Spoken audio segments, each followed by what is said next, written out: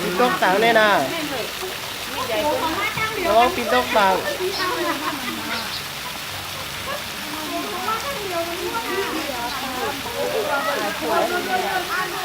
เนี่ยนั่นตัวใหญ่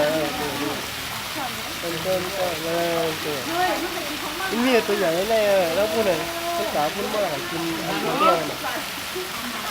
ตัวใหญ่นะไม่พูดเด็กนะในที่เกิดขึ้นมาได้ยังเฮ้ยเฮ้ยพูดพูดไม่ดีแล้วพูดไม่ดี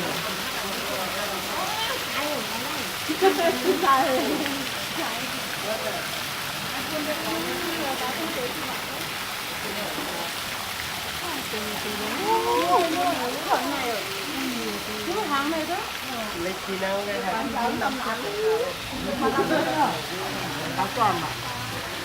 วันไหนก็ห้อนกันกินข้าวไหนกันในหนาววันไหนหนอนเขาเช่นก็กินเอามือใกล้วันเด็กได้กินที่เร็วกันกินข้าวกินได้มากกว่ากินข้าวก่อนท่านเป็นปลาลามอนั่นหรอปลาลามเลยอ่ะคนอื่นนะปลาลิซ่าขาเท้านั่นแหละ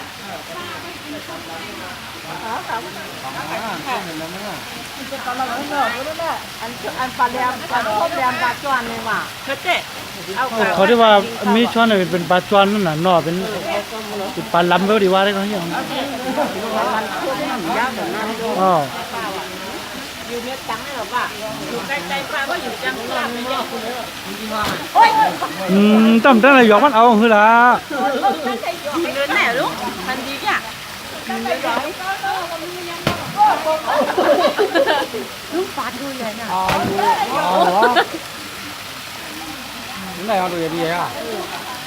เขากินนะลูกน้ำป้นมีขอพ่วงก่อนด้วยปลาก็ได้ปลาแบบโอ้เนาะไม่ยามหันในหลวงปลาถันได้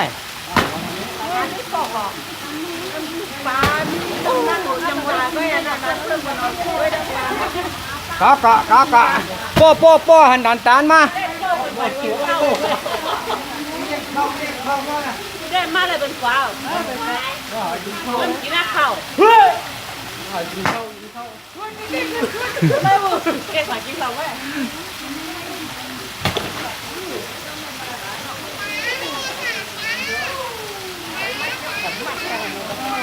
ได้หรอเพี้ยนก็ยังอ่ะ